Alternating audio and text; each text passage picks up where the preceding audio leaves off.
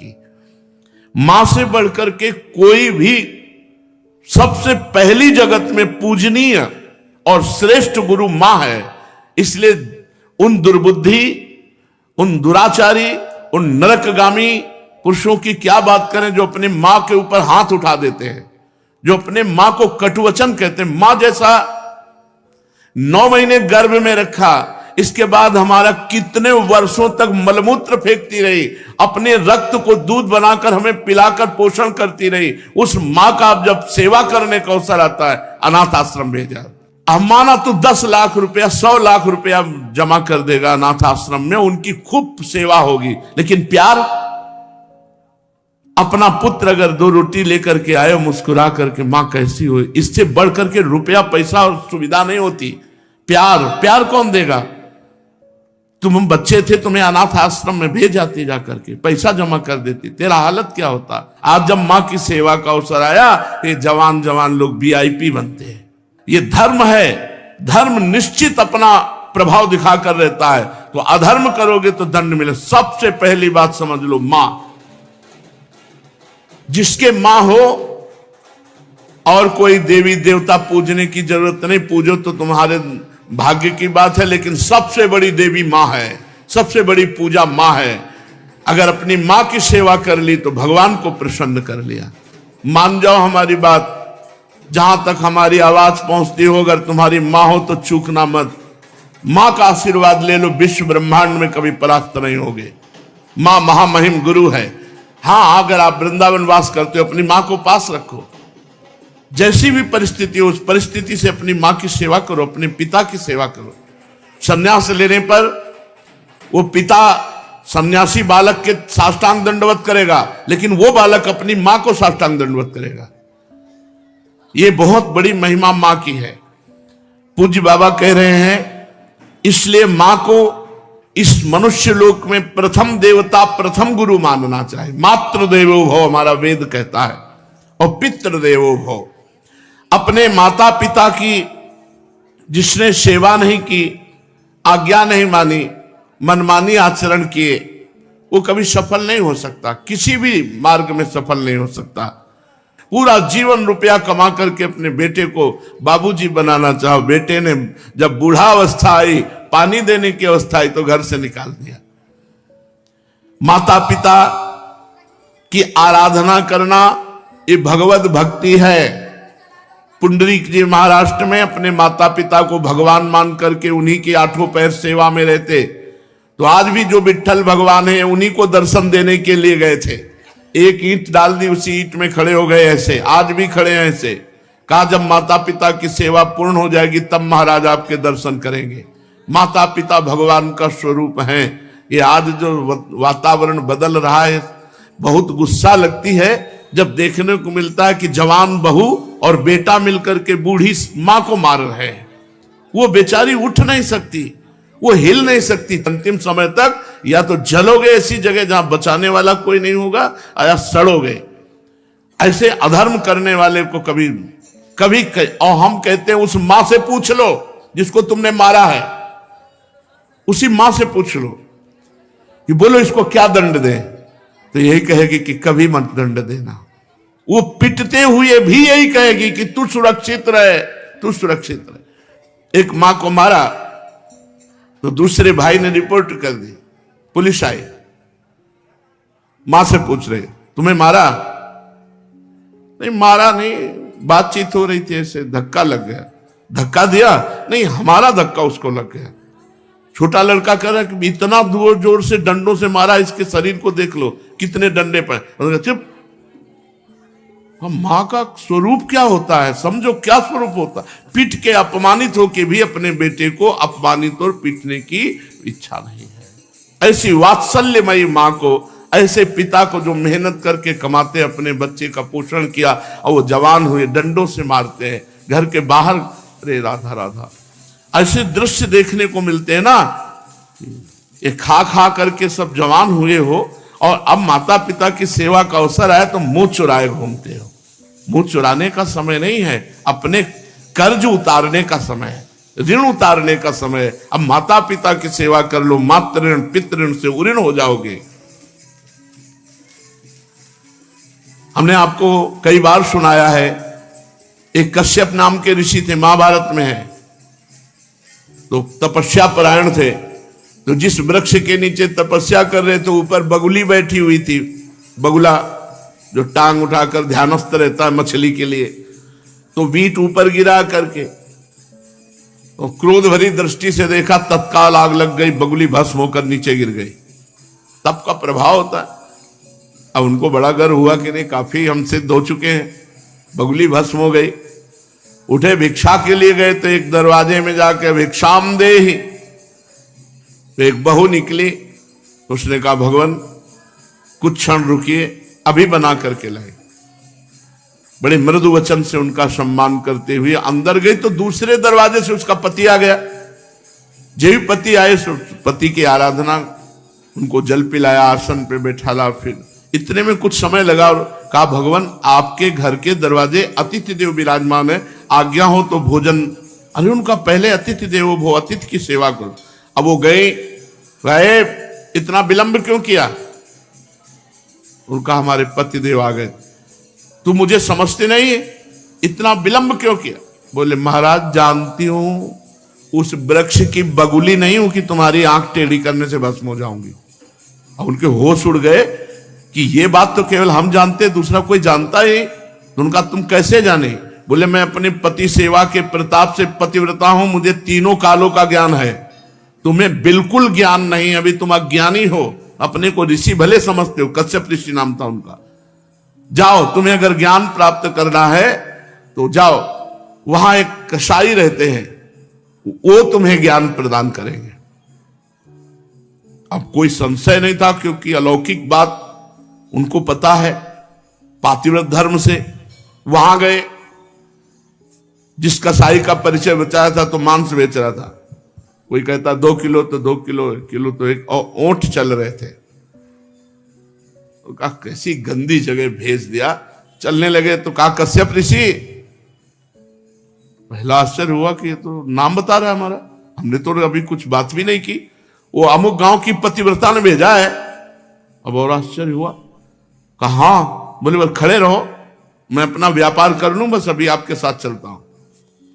खड़े रहे, थोड़ी देर में वो बेच के दुकान बंद करके कहा तो उनका पहले ये बताओ इतना निंदनीय कार्य करते हो तुम? तो उनका मेरा जन्म हुआ है इसी कुल में, मैं हिंसा नहीं करता, मैं मांस लाता हूं और बेचता हूं और अपने परिवार का पोषण करता हूं क्योंकि मैं ऐसे कुल में जन्मा हूं। तो उनका तुमको ये कैसे पता चल गया मेरा कश्यप नाम है?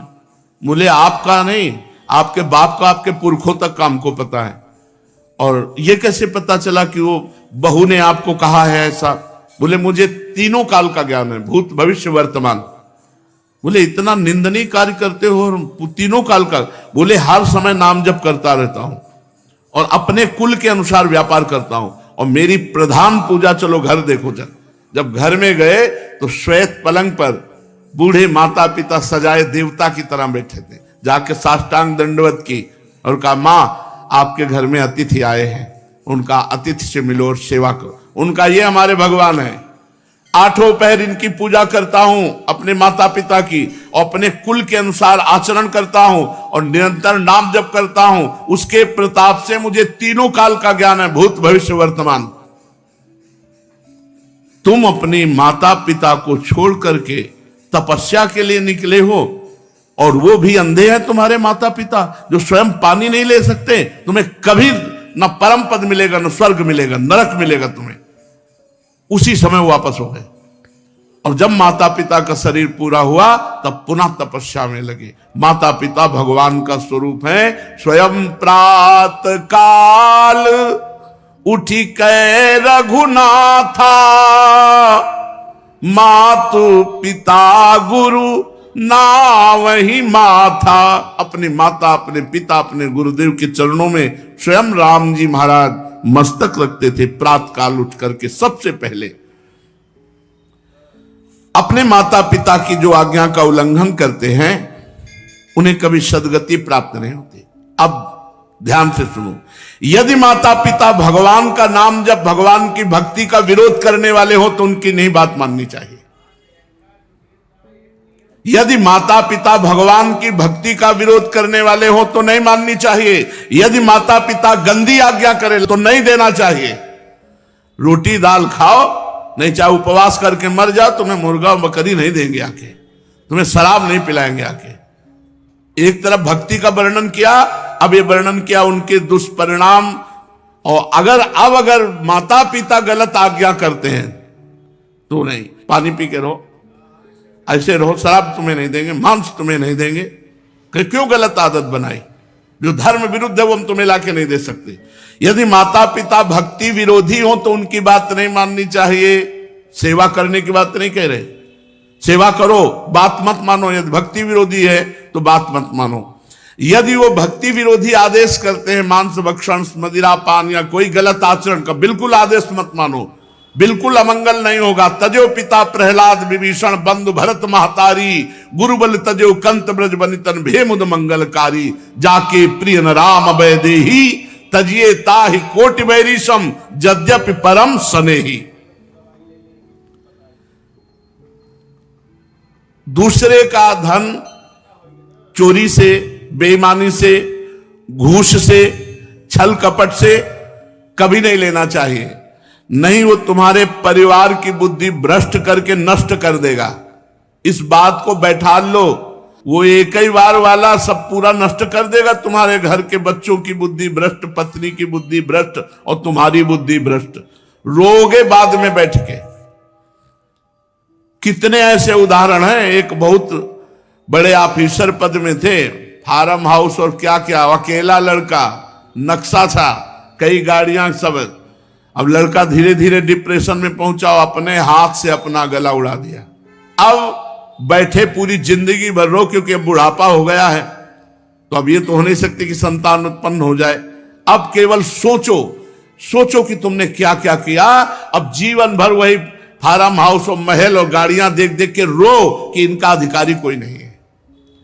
धर्म से चलो, साइकिल से चलोगे तो भी उन्नति को प्राप्त होगे, आनंदित रहोगे। मान लो हमारी बात। अधर्म का पैसा दूसरे को, निर्दोष को दंड दिया और दोषी को मुक्त कर दिया रुपए के बल से, तो वो सरकारी, आखिरी सरकार जहां किसी की घूस नहीं चलती, वो जब न्याय करेगा तो ऐसी जगह फंसोगे, पूछो मत।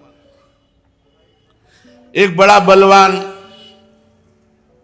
ऊपर चढ़ा छत पे, और बहुत बड़ा सरोवर था, और जहां उसको कूदना था वहीं नीचे छत बनी हुई थी सीमेंट की, ऊपर पानी था। और उसको समझा कि पानी ऊपर से कूदा, ऐसे ककड़ी की तरह फट गया। यह है ऊपर वाले का न्याय। किसी और को फाड़ने की जरूरत नहीं पड़ेगी। बुरी दशा आने के पहले बुद्धि बदली जाती है, वहीं गिरोगे, ऐसी जगह फिसलोगे, ऐसी जगह फंसोगे जहां निकलने के चांस नहीं रहेंगे। अवश्य में भोक्तव्यम कृतम कर्म शुभाशुभम। धन दिमाग में भरे हुए हो, अगर धर्म से धन कमाओगे तो माना कि आप बहुत गरीबी से चल सकते हो, लेकिन आपके पुत्र, आपका परिवार सुसज्जित तेजोमय होगा। और अधर्म कमाओगे तो यही सब बाधाएं ऐसी आएंगी जो जिंदगी भर केवल सड़ते रहोगे। दिमाग तुम्हारा सड़ा हुआ होगा, कोई उत्तम विचार, कोई आनंद, कोई चिंता शोक का नाश करने वाला विवेक आपको प्राप्त नहीं होगा। इसलिए अधर्म का धन, निर्दोष को दंड, दोषी को छोड़ देना, इसीलिए बहुत बच के अपने जीवन को चलाओ। केवल धन ही और जीना ही काफी नहीं है, मरना भी है आगे, और मर के फिर जाना है दरबार में सरकार की, और उसका हिसाब होना है। यही केवल हिसाब नहीं होता है, यहां तो नॉर्मल हिसाब है। एक एक सेकंड का हिसाब सेकंड के कम हिस्से में हो जाएगा। चित्रगुप्त तुम्हारे मन में बैठे हैं। ये चित्रगुप्त वो है जो तुम्हारे मन रूपी सीसी कैमरे में पूरे अनेक जन्मों की सीन सहित सब बातें भरी है। उसी को तो नाम जप मंत्र जप से डिलीट कर आ जाता है। जब नाम जप मंत्र जप करते तो सामने छा जाता है। इसलिए भाई, अधर्म के धन से बचो, क्योंकि ये बुद्धि भ्रष्ट कर देता, परिवार को नष्ट कर देता है। ये बात अपने दिमाग में बैठा लो, अधर्म से दूसरों का धन लेने वालों, छल कपट करने वालों, ये बात को समझ लो। चाहे जिस पद प्रतिष्ठा पे हो, वो धन तुम्हारे लिए नाश का कारण बनेगा। अब मान लो, ये बात मान लो, प्रार्थना मान लो, नहीं आगे परिणाम देख लेना। कोई नहीं देख रहा, लेकिन तुम तो देख रहे हो, तुम देख रहे हो। कोई गवाही नहीं, लेकिन तुम गवाही हो। यहां जैसे वो जो जिससे गुप्त बात पूछनी होती, उसको वो दवा दे करके वो मशीन में डाला जाता है कि वो वही बोलेगा जो सत्य है। नहीं, वो हमें नारकोटिक, हाँ जो भी ऐसे, वहां नारकोटिक की जरूरत नहीं है। वहां बोलोगे ही सत्य, और तुम्हें बोलने का अवसर ही नहीं मिलेगा। केवल यस यस, एक सेकंड के हिसाब में अनंत जन्मों का हिसाब करने की सामर्थ्य रहती। तुम्हारे सामने शील चल रही, तुम स्वीकृति देते चले जा रहे हो। बस ये चल सुअर बन, गधा बन, अब गए सुअरी की कोख में, अब भोगो। अवश्य में भोक्तव्यम कृतम कर्म शुभाशुभम। भाई सावधान, ये कर्म भूमि है, जो कर्म करोगे तुम्हें भोगना। और हम खुल के इसलिए कहते हैं कि तुम्हारे दिमाग में पहुंच जाए, तुम्हारे दिमाग में समझ में आ जाए। और ये मत सोचना कि दान दे देंगे तो हम पवित्र हो जाएंगे, डबल पाप लगेगा। अगर भजन करने वालों को अधर्म का धन दान किया तो उनकी बुद्धि भ्रष्ट हुई, उनका भजन मारा गया और नरक जाओगे। अधर्म से कभी भी धर्म की पूर्ति हो ही नहीं सकती। फिर बिल्कुल पक्की बात समझ लेना। ये मत सोचना कि बेईमानी करके हराम के जितने मनावे कमा, उसके बाद थोड़े बाबा जी को दे दिए तो हम चक्का आनंद लेंगे। बाबा जी को अगर आप दोगे तो उनकी भी बुद्धि भजन से विपरीत जाएगी, उसका भी पाप तुमको लगेगा। इसलिए वो राधा बाबा कहते थे कि ईमानदारी का पैसा यहां देना हमें। जैसे कभी किसी को कोई भागवत सुना को तो बोले हम तुम्हें दक्षिणा देना चाहते, तो एक घास काटने वाला है, बोले बाबा पक्की ईमानदारी का, रोज घास काटते उसी का मिलता है, लो बाबा बोले लाओ। एक संत को देखा जो पैर का रिक्शा जब चलते थे तो उसी ऐसे खड़े हो जाते, ला रे, बोले बाबा हम गरीब आदमी, बोले ला, तो 50 पैसा दे देता या 1 रुपया, वही बस ले, कि वो पसीना चुआ रहा, मेहनत कर रहा है, वो 50 पैसा 1 रुपया दे। आजकल प्रायः लोग शॉर्टकट से धनी बनना चाहते हैं। कितनी जन आत्महत्या कर रहे हैं। मोबाइल में वो एडवर्टाइज भी आती है, अब नए नए लड़के और जितने सब हैं करोड़पति बनने के लिए रुपया लगाए चले, माता पिता की पर्स खाली करके वो मोबाइल में वो जुआ गेम ले परेशान है। अनंत ब्रह्मांडों का स्वामी अपने आप को दांव में लगा दो, वो अपने आप को दे देंगे, वो अपने आप को दे देंगे तो अनंत ब्रह्मांड तुम्हारा। तभी कहते हैं बिना दस्तखत के जब जो जरूरत होती है, मांगना नहीं है किसी भी तरह का। आप सत्संग सब सुन रहे हैं, किसी भी तरह का यहां कोई फ्रॉड आपको नजर आता हो कि ऐसे तो कहते हैं कि मैं लेता नहीं हूं, पीछे बैग में ले जाते हैं, लेता कोई खड़ा होकर बता दे, आप दे दोगे हाथ उठा करके। ऐसे किए तो भिक्षुक हैं, बाबा जी हैं। ये बिजली का बिल हमारे घर में बिजली नहीं पैदा होती, इसकी भी फीस लगती है। इसका अगर आप दे देते हो तो आराम से बैठे हो, चल रहा है। और जब कट जाएगा तो दीपक जला के सत्संग करेंगे, माइक हटा के करेंगे। आ जाता है तो दाल रोटी हो जाती है, ज्यादा आ जाता है तो सब्जी भी बन जाती है। आ गया तो जो जैसी व्यवस्था भगवान कर दिए उससे कोई ये नहीं कह सकता कि मेरे से मांगा गया। और भगवान की कृपा से सब कुछ चल रहा है। हमारा अगर जीवन भगवान में अर्पित है तो जिन्होंने अनंत ब्रह्मांड बनाया वो हमारी व्यवस्था नहीं करेंगे क्या यार? तुम्हारे द्वारा व्यवस्था चलेगी। कई बार राधा केल कुंज में यही सत्संग में कहा, तुम्हें भगवान की कसम है अगर तुम्हें लगता हो मेरे द्वारा राधा केल कुंज चलती है तो कभी 50 पैसे भी आमद चढ़ाना, कभी नहीं। ये भगवान से चलता है, देखो कैसे चलता है। ऐसे चलेगा बिना पेट्रोल के, बिना ड्राइवर के। पुष्पक विमान में लगता था क्या ड्राइवर? पेट्रोल लगता था। अरे राधा केल कुंज भी चल रही है, उन्हीं से चल रही, उन्हीं से चल। कैसे चल रही? दिमागों में चल रही, हृदय में चल रही, सबका भरण पोषण हो रहा है।